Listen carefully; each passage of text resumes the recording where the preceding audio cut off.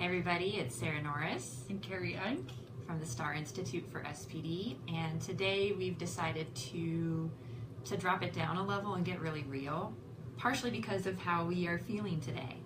And we're not all put together today, and we thought it might be nice to actually let you guys see that. So, little backstory: we came into the space that we usually do the filming, and we're both off, and we were our energies were definitely not helping each other. So it took us a little bit to get it together, but we wanted to share with you what we did and how it changed things for us and why it worked, and to give a little insight into what's possible when you do know your sensory challenges, you do know what tools work for you, and you do know how to negotiate around those with someone who may have a different profile or a different set of preferences than you. Yeah, I think, we shared our stories with you last week and talking about all the little sensory changes we make throughout our day-to-day lives that help us do the things we want and need to do. And so it was we spent 5 to 10 minutes working together on what it comes down to is our sensory differences in order to get in a place where we could sit down here today and talk to you guys. And it was just kind of that aha moment of, we should share what we're doing with everybody, because I think when sensory is our everyday lives, all of these little changes are so ingrained in us by this point, when really that's the process that we want our clients to get to. And so we felt like, going on the storytelling series that we're doing, it might be helpful to hear about what the last 5, 10, 20 minutes have looked like for us. So there's a little bit more backstory that we need to give you guys, to kind of explain why we might have come in dysregulated or out of whack to begin with. So I'm personally getting over an illness. I haven't been feeling great all week, really like 2 weeks now. And, the seasons are changing. That's kind of hard for me usually. There's a lot of pressure at work and lots of things happening with just scheduling, juggling with my family, and it's just feeling like too much for me right now. And so that's kind of where I'm coming from. It's not a sensory place that's making me feel off so much. There are little things that make that harder, but it's coming from more of just a brain overload more than the sensory overload. But both of those I'm really sensitive to. So whether it's sensory overload or it's brain overload, it doesn't matter what kind of knocks me down, but once I'm down, it can be really hard, or in the past has been really hard to figure out how to turn my day back around. It would be, okay, well, I guess this is turning into a bad day. But I've learned a lot, and so I'm going to share a little bit about what I know, but I'm going to let Carrie share a little bit about what's contributing to why she came in feeling off. Yeah, and so it's actually interesting, thinking about it. Why am I where I'm at right now? And I think conversely for me, this has been a really good and exciting, joyful week for me. And it's one of those weeks where I feel like I'm doing a lot during work. I'm doing a lot after work. I'm feeling really motivated to be doing the extra cleaning, doing extra workouts. So, even stopping, I think that's one thing that I'm learning about myself every day, is that stopping to check in, even though it's something I talk about with clients all the time, can be hard. And I can really relate to those clients who say, I'm always on the go, I'm on the move, and I don't check in enough. And so even, having to do something, going live on Facebook is you have to be very in the moment when you do it, because you can't take back words. And so I think it is a time every week where Sarah and I really have to check in with where are we at, what do we need to be able to speak in full sentences that everybody understands. And so for me, it was a really interesting experience, because checking in with my body, the first thing that we were asked to do is, do you guys want to stand? Do you want to sit? And and I checked in with my body, and all of my muscles right now are feeling extremely tight because I've done about 2 to 3 times as amount of working out in the last week than I have in the last 3 months. And so I'm realizing I'm feeling very sore right now. I'm feeling like maybe I've overdone it a little bit.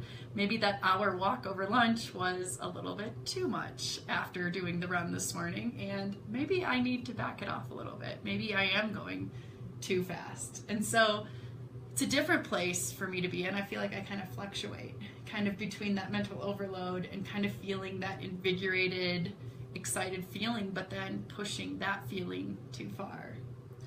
Yeah, I think it's that living on the edges of intensity that we see with all of our clients and we experience. And so it's been something that's benefited us to spend the time to get to know our own sensory needs and how to balance those with our cognitive demands, the things that kind of bounce around in our head all the time.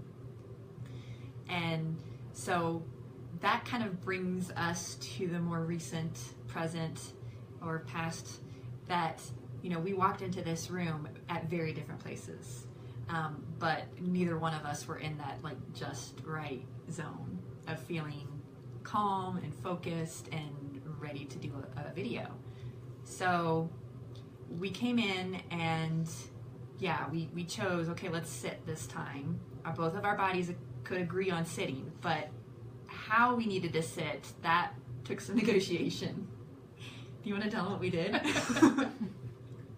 So I'm trying to think exactly what happened, but we kind of scoured the room as OTs would, looking at all the seating options. Where could we sit? Could we sit on a ball? No, that's too much work. Could we sit? Could we stand? Definitely not standing today as we usually do. Sarah had the idea of reverting back to a posture she liked in high school of sitting on top of the chair. And so it's just kind of funny, we even kind of talked about, so I just sat next to her in the exact position, but it was not working for my stiff body at all. I said I can do it, but it doesn't really work for me, which is funny because I think, in telling my story, I kind of talked about how I've that's the role that feels comfortable for me, is just trying to make everybody feel okay. And so acknowledging that and me saying, no, actually, when I check in with my body, this isn't going to work for a prolonged period of time. Is there any way we can just sit in a normal chair? And we tried to find chairs that work for both of us, and we didn't, but we figured out, okay, well, what else can we do? So in the chairs that we have in here, I was like, okay, I can sit in a regular chair, but I'll sit on my foot. Or I can fidget, yes. So I went out to our little fidget bowl and I grabbed one that works for me. So I found this little like squishy ball that really works for me. And Carrie was like, oh yeah, I'll grab one too. So she found one that's got a movable Of course, part. Something that I can have continued movement. And so that was the first thing. We were like, okay, this will help. We can do this. So we found a similar solution, but we have very different needs in like the kinds of fidgets that work for us. So like the texture of the one that Carrie has doesn't work for me. Like I like movable things, but I don't like the nylon rope that one's made out of. And I got this first, so she didn't have the choice. But, once we did that and we came in and we sat in and started talking about what we were going to talk about, we played around with the lighting a little bit, got that figured out to where we could be comfortable. What else did we do? Yeah, I think even talking about the lighting, I said in my story, I think I've thought about lighting a lot more since starting to work here, and how important it is, because it's sensation that's coming at us all day, all the time. And so I've really been more cognizant in making sure I can be around natural light as much as possible. And I think, for lighting, being on video, natural light is helpful as well. But having the natural lighting and then adding, it was interesting. We actually found that turning on the fluorescents in here actually helped kind of even out all the lighting in the room. That kind of felt best for us. So we kind of played around with it a little bit. Yeah, it is interesting because neither of us really like fluorescent lighting. Right. But it helps that we have the outdoor, like the big windows here. Yeah, and then, we're sitting adjacent to the adult space, and so we always have essential oils on hand. And so as we've talked about, I think we both talked about that in our story, using oils. We diffuse them in our office and find them helpful. And so we both just blotted some oils on our arms. Again, very different types of oils. It was kind of this quick process of that one's terrible. This one works. This one's okay. I'm going to go with this one. Which one did you go with? Yeah, so finding like just that difference, but in that compromise, kind of the 2 scents that we chose have blended in this space, and luckily they work. It could have gone bad, but luckily they work. And Carrie and I both said, wow, I'm already starting to feel better. This is really helping. And so we talked about what else can we do to just do a little bit more to support ourselves. I took my shoes off. Carrie has some water on hand to help her kind of her oral needs.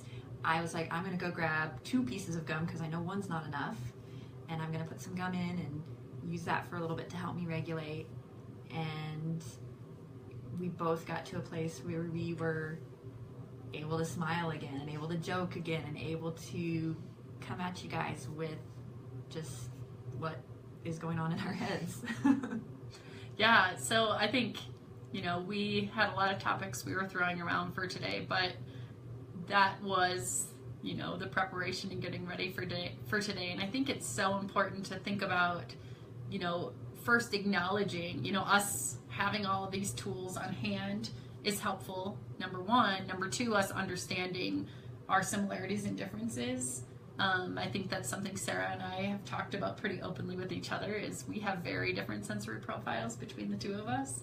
But we work a lot together, and we almost touch each other sitting at our desks. So we've had to do a lot of compromising and thinking about that process, even between the 2 of us being together so often. That's the things we're talking about with family members, with spouses, and just thinking about the change that I felt in my body in the last half hour, how important that is to just share that you can change, what we call your mood or your arousal or your feeling of blah into something that can be functional. I think as professionals, any of you that are OTs out there, psychologists, teachers, we all know that that's something we have to do often. If we're feeling in that down mood, we have a classroom of kids, we have a client waiting for us, and we don't necessarily have 2 hours to re-regulate. And so thinking about any of you who are adults with SPD, many of you have jobs, you have obligations, and so, kind of going through it, that it doesn't have to be a whole morning routine. It can be just a few strategies that can even shift your mood a little bit.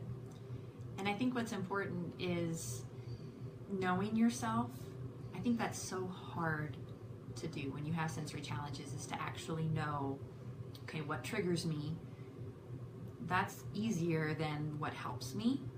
And even just figuring out the combination and the layering of strategies and what you need in the moment. Because most days I wouldn't perch on the back of my chair like a bird. It's not usually what I need, but today it was, and I knew that, and I knew it because I had experienced it in the past. And that's how, when you are feeling dysregulated or off or in a funk or blah, how you know what to draw from. It's from experience. And until you figure out what works for you, it's really hard, and it does take longer periods of time to get it right.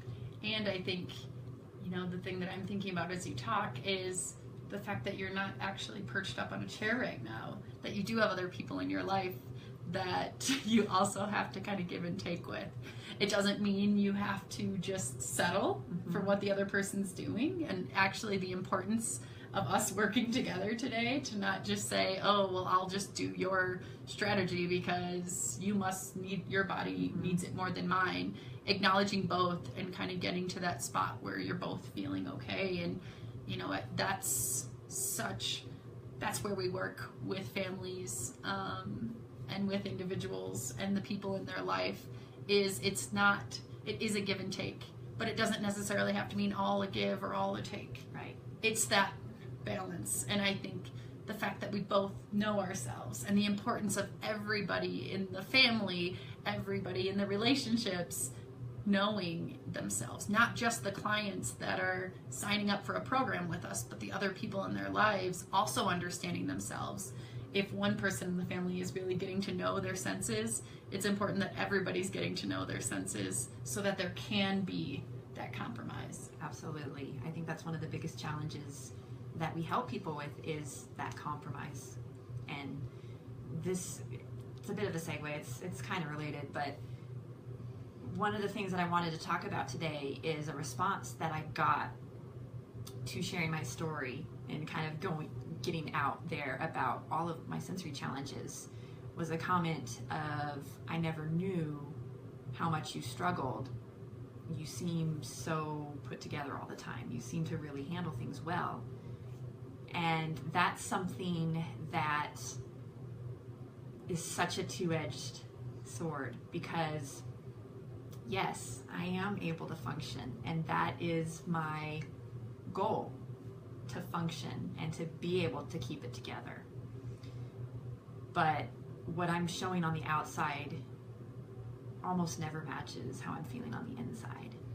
And being able to have a working relationship with Carrie where she can understand what's going on inside, and I don't even at this point have to explain very much about why what's going on inside is going on.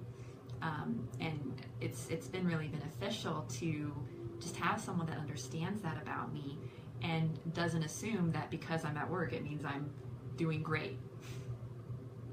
Yeah, I think that's a really good point. And I think the importance of all of this, telling our stories and the vulnerability in sharing the behind the scenes. I think all of us have our own story. You know, that's just kind of as a segue before coming on here, we were asking one of our coworkers to come on and tell her story, and she was like, I don't have a story. And we said, you actually do. It depends what you want to tell. And I think that's kind of our overarching theme here, is that we all have a story.